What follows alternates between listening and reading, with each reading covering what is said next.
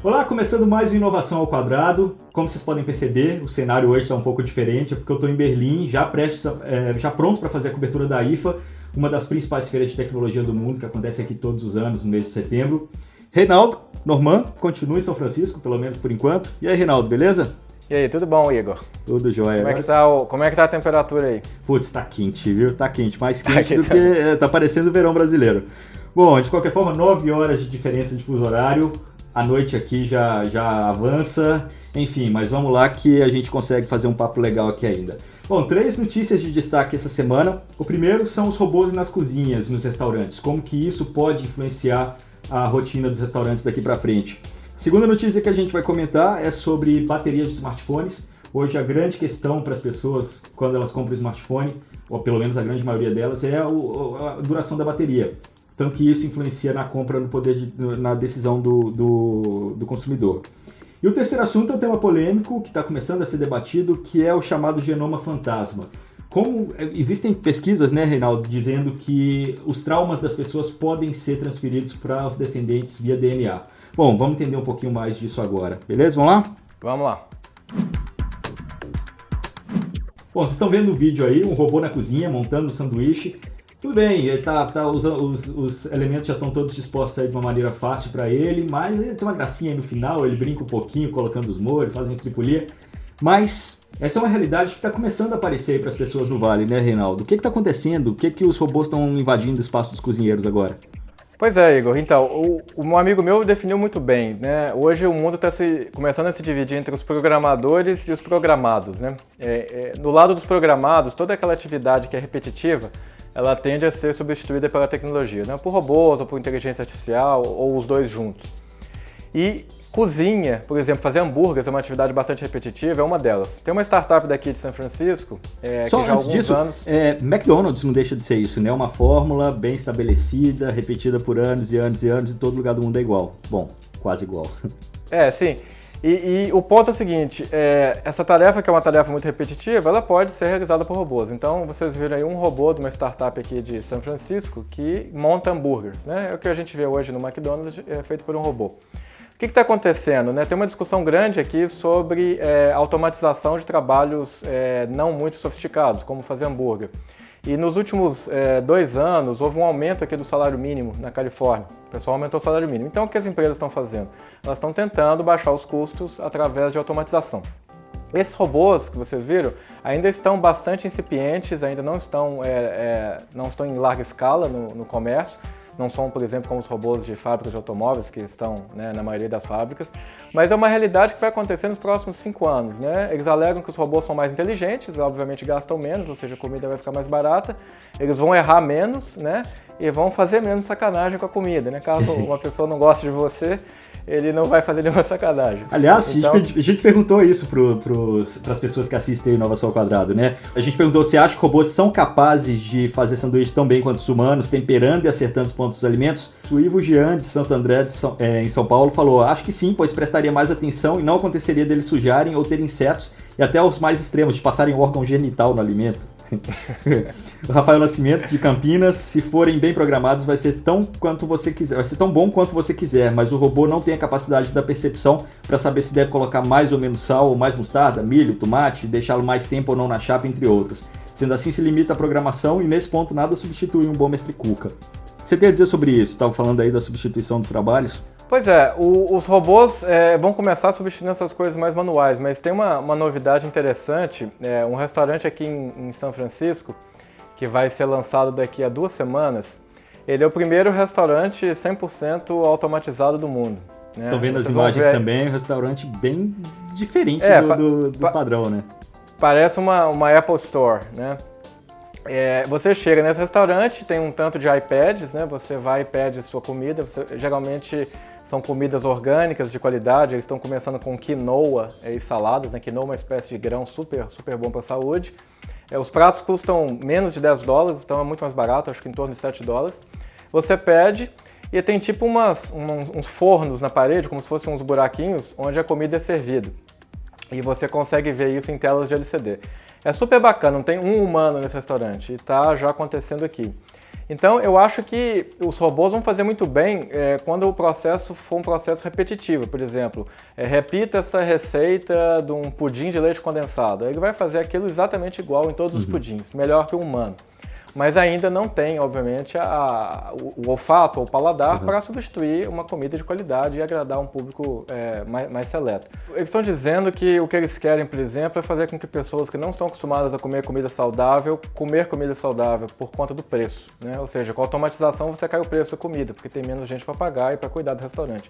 Quem já teve restaurante, eu tenho amigos que já tiveram restaurante, eles me dizem que o fator humano é muito complicado, né? Assim, de tanto gerenciar todas as pessoas que trabalham, mas também o custo, né? Pagar com CLT e tudo mais. Então, você tirando os humanos, a tendência é que o custo cai. E se o custo cai, você pode servir comida de melhor qualidade. Então, essa é a ideia desse restaurante aqui em São Francisco. Legal. Daqui a pouco a gente está chegando em São Francisco, mais 2 semanas a gente está aí também. Tá marcado o almoço lá? Vamos embora. Hoje uma grande questão quando se fala em smartphones é a duração da bateria. A gente fez uma enquete também, perguntou para o pessoal perguntando, você está satisfeito com a duração da bateria do seu smartphone? Só 13% responderam sim, 87% responderam não. E muitos nem estão querendo muito, nem estão pedindo muito. O Pedro Viana de São Paulo, por exemplo, falou, se durar um dia inteiro de uso pesado, já está de bom tamanho, ao meu ver. Quer dizer, nem o dia inteiro está durando na mão dele, né? O Breno Martins de Belo Horizonte, acredito que uma boa marca seria carregá-lo no máximo 2 vezes por semana. E o Breno Rio Branco de São Paulo, acho que a duração ideal seria 1 semana, mas como isso ainda não é muito viável, uma duração de 1 dia seria o suficiente para minha utilização, já que carrego todas as noites. Pelo contrário, já é viável, né, Reinaldo? É exatamente a notícia que a gente vai dar agora. Baterias durando 1 semana. Sim, existem, na verdade, é complicada essa questão. A bateria já tem quase mais de 200 anos, né, que foi inventada. E o que aconteceu na última década específica é que a gente está exigindo cada vez mais de dispositivos portáteis, como o próprio smartphone, né? Todo mundo lembra aí dos celulares da Nokia, né, que duravam 1 ou 2 semanas de bateria, porque ele tinha uma telinha minúscula, né? E não tinha praticamente nada, não podia fazer praticamente nada. Então, existem várias coisas acontecendo. Uma delas é uma pesquisa da Samsung com o MIT, que é a principal escola de engenharia e de tecnologia aqui dos Estados Unidos, né, uma universidade, que é uma bateria onde o eletrólito, que é a substância que conduz a eletricidade dentro da bateria, né? Vocês devem lembrar do primeiro ano, segundo ano científico, né, da minha época, em que tinha o catodo e o anodo, né, positivo e negativo, e a corrente era conduzida através do eletrólito. Esse eletrólito geralmente é uma substância pastosa ou líquida. E a Samsung e o MIT estão desenvolvendo um eletrólito sólido. Tá? O que isso tem a ver na vida de todo mundo? Bom, em primeiro lugar, a bateria vai ser mais barata. Segundo, você vai poder jogar na parede, furar a bateria, vai ser muito mais seguro, a bateria não vai explodir. E terceiro, se estima que vai durar muito, muito mais a quantidade de energia gerada por essa bateria. Então essa é uma notícia interessante.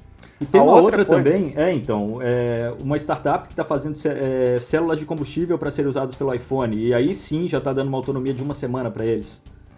Isso, é uma empresa da Inglaterra, eles estão usando a tecnologia de célula de combustível, que hoje é utilizada, por exemplo, em foguetes e sondas da NASA, né, essas sondas que a gente manda para outros planetas, e também em carros, né, a Toyota e a Honda já tem carros que funcionam com célula de combustível. Nada mais é que uma relação química, né, você coloca água, né, ela extrai o hidrogênio e gera uma corrente elétrica. Quer dizer, o smartphone é abastecido a água. De uma forma grosseira, mais ou menos isso. Né? Mas o biproduto disso, ou seja, quando ele gera alguma coisa, ele vai gerar vapor d'água, né? Então é super clean, super verde, né? Uma tecnologia verde. O que aconteceu é que pela primeira vez uma empresa miniaturizou essa tecnologia e inseriu dentro de um iPhone em produção comercial, um iPhone que você compra na loja, e fez a bateria durar até 1 semana. Tá? Então isso já está acontecendo, essa tecnologia provavelmente poderá ser comercializada dentro de alguns anos, né? Eles estão conversando com a Apple e outros fabricantes, mas existe ainda um terceiro ponto que pouca gente está falando, que é celulares movidos por energia solar. Né? Quem tem mais de 30 anos de idade deve lembrar que na década de 80 tinha aqueles relógios da Casio, sim, sim. Que eram alimentados por energia solar. O que aconteceu? Né, a mesma coisa que aconteceu com os celulares, ou seja, os relógios, os dispositivos portáteis hoje consomem muito mais energia. Então eu particularmente acho que dentro de alguns anos energia solar para dispositivos portáteis vai ser viável, porque os chips vão consumir cada vez mais energia e essas células, né, que captam energia solar e transformam em energia vão ser estão ficando cada vez mais eficientes. Exatamente. Então, eu quero dizer o seguinte, dentro de 5, 10 anos, a gente finalmente deve ter alguma notícia boa em relação à bateria. Não é algo imediato ainda, mas a tecnologia já existe, ela está sendo testada agora e para ser comercializada em escala industrial. Legal, isso é o que o Igor Pereira, de Feira de Santana, na Bahia, disse. Uma bateria que nunca precise ser carregada ou que ao menos carregue automaticamente sem a precisão de uma tomada. No futuro, o importante é chegar a um patamar onde não precisemos nos preocupar com isso. Tem essa questão também, né? É mais um problema a ser resolvido, é a questão da inovação. É o único problema para o Yuri Souza também, de Maceió, na Lagoa. Se é para falar de ideal, então seria uma bateria que recarregássemos uma vez e nunca mais, a lá homem bicentenário. É bem por aí, né? Então, quem sabe um dia, né? É possível até, né? Se você tem várias baterias movidas por energia nuclear, né? Ou seja, vários submarinos. Aí entra a questão da segurança, que a gente já comentou em edições anteriores aqui. Essas sondas, por exemplo, que estão no espaço há dezenas de anos, décadas, né? Elas estão viajando aí o cosmos, elas são alimentadas por energia nuclear, né? Que pode durar 100 anos, 200 anos e por aí vai. Mas ainda é algo um pouco perigoso para devices que a gente usa no dia a dia. E a terceira notícia é polêmica, né? Genoma fantasma. Um estudo com vítimas do Holocausto feito no Hospital Monte Sinai de Nova York está trazendo indícios de que os traumas podem sim ser passados para os filhos por meio de DNA. Você acredita nisso, Reinaldo? Bom, eu acredito na ciência e a ciência está comprovando isso, né? Então, esse é um negócio muito complexo e, mais uma vez, eu não sou uma autoridade no assunto, mas eu vou tentar explicar um pouquinho para vocês. O que acontece? Quando a gente tem um filho, né, a gente passa o DNA da mãe e do pai, né, 50% de cada um, para o filho. Até então, a gente acreditava que só o DNA, que seria mais ou menos o hardware, né, o genoma é o conjunto de todos os genes dos humanos, então assim, a gente acreditava que o genoma, que seria o hardware, é o que passava para os filhos. Tá? Existe uma ciência nova que chama epigenética, tá? Que é além da genética, isso aqui é a tradução, que ela estuda, vamos dizer assim, o software, né? Se o genoma é o hardware, o epigenoma seria o software. É uma série de instruções que diz ao gene para ele ser ativado ou não. E essas instruções, elas podem ser advindas de fatores ambientais. Por exemplo, o pessoal que sofreu o Holocausto, um trauma muito grande, esse epigenoma ele diz ao gene, fala assim, ó, você está desativado para que o ser humano tolere mais estresse. Até então a gente acreditava que isso não passava para gerações anteriores, mas algumas pesquisas sendo feitas agora, com instituições de muita credibilidade, estão dizendo exatamente o contrário. Que esse tipo de software, que diz, né, se um gene deve ser ativado ou não, ele está passando para os descendentes, inclusive netos e bisnetos, que é uma coisa revolucionária, né? Mas aí, só te interrompendo, tem uma questão colocada aqui pelo Eric de Una do Espírito Santo. Ele não acredita porque isso não é um genótipo. O comportamento não é um padrão pré-estabelecido. Ninguém nasce com tendência a roubar, por exemplo. As nossas atitudes estão ligadas ao modo que fomos educados e determinados pelo poder de escolha. Os traumas são experiências individuais. O que pode acontecer é um pai ou mãe traumatizado influenciar seu filho. O negativismo tem poder para despertar certas reações, porém a prole decide por si se irá ou não se abalar. Como é que fica essa questão de DNA versus comportamento ou criação? Então, é uma excelente pergunta. Até então, a gente acreditava que isso tudo era causado pelo comportamento. Por exemplo, no caso das pessoas que sofreram o Holocausto, se intuía que de tanto ouvir falar do sofrimento dos pais, eles acabavam desenvolvendo, vamos dizer assim, um problema em relação ao estresse, em relação à ansiedade, né? Não se imaginava que isso era um problema que vinha no próprio DNA. E agora as novas pesquisas estão mostrando que fatores ambientais que influenciaram a vida, por exemplo, dos nossos pais, dos nossos avós, podem sim serem passados para nós sem que a gente tenha passado por aquelas experiências. Ou seja, muitas das coisas que a gente tinha como certeza que eram fatores ambientais influindo, né, mutando o nosso DNA, a gente agora está vendo que pode ser que isso tenha sido herdado. Uhum. E isso vai causar uma série de perguntas, né? Uma série de polêmicas, né? Por exemplo, aquele amigo seu chato, né? Que é chato de nascença. Chato de nascença. Ou ele foi bullied na escola, ou teve problemas, né, familiares, e ele é chato por causa disso. Então, é muito cedo ainda para dizer, né? Eu quero deixar claro que isso ainda são pesquisas bastante iniciais. Uhum. Mas esses estudos mostram que há algo aí que eles estão chamando, alguns cientistas estão chamando de genoma fantasma, que seria tipo um software, um manual de instruções de como ativar ou desativar os genes. Quando a gente fez o genoma humano, né, a decodificação do genoma humano nos anos 90 e 2000, a gente esperava mais de 100 mil genes. a gente descobriu que eram entre 20 e 25 mil. E muitos cientistas ficaram intrigados, porque o ser humano tem menos genes do que, por exemplo, uma planta. Tá? Eles falam, como pode uma forma tão mais complexa de vida ter menos genes? E agora parece que esse epigenoma pode ter uma explicação interessante, né? A gente está descobrindo software. Né? Eu acho que muito em breve a gente vai descobrir quem que é o programador desse software, né? Seja leis da física ou seja qualquer outras coisas. Aí cada um acredita no que sente mais confortável. Mas é interessante porque isso pode abrir uma nova parte da ciência que era tida como ficção científica. E está sendo provado que ela existe sim e provavelmente influencia mais o nosso comportamento do que a gente esperava anteriormente. Essa é a maravilha da ciência. A ciência está sempre aprendendo, né, e se modificando e, vamos dizer assim, se reinventando, né, com o tempo. Então, eu acho isso muito bacana e é uma notícia muito, muito interessante. Sim, então, isso, complementando essa discussão, o Igor Pereira, de Feira de Santana da Bahia, disse sim, eu acredito, se o DNA é uma espécie de memória definitiva de um ser humano, é plausível acreditar que essas memórias ou dados possam ser passados para seus descendentes. Afinal de contas, é assim que acontece o processo evolutivo das espécies, não é isso? Sim, mas tem que deixar claro o seguinte, o que a gente está falando desse epigenoma é mais ou menos a resposta a um trauma, né? Sim. A gente não fica, por enquanto, né? A gente não está falando que a gente, por exemplo, a gente gravou uma memória do Holocausto, ou de um trauma, ou de um estupro, ou de qualquer coisa.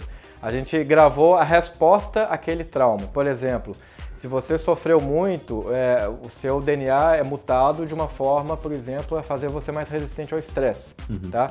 Isso te deixou uma pessoa mais, sei lá, mais ansiosa, mais um pouco depressiva, porque você está sempre sob pressão. E isso pode passar para netos ou bisnetos que nunca sofreram esse trauma. Não necessariamente, por enquanto, eles vão lembrar de alguma coisa que aconteceu. Isso é um pouco ainda bem no terreno da ficção, né? de espiritualidade, etc. Mas a resposta àquele trauma, que a gente achava que resetava quando passava para os filhos, a gente está vendo agora com esses novos estudos que eles vão passar para os filhos e para os netos, que estão sendo passados, o que é muito interessante. Beleza. Bom, essas foram as 3 notícias da semana, mas se você gosta do tema inovação, aproveite para baixar o livro do Reinaldo Norman, inovação2.com. É gratuito, é só acessar, se cadastrar e fazer o download.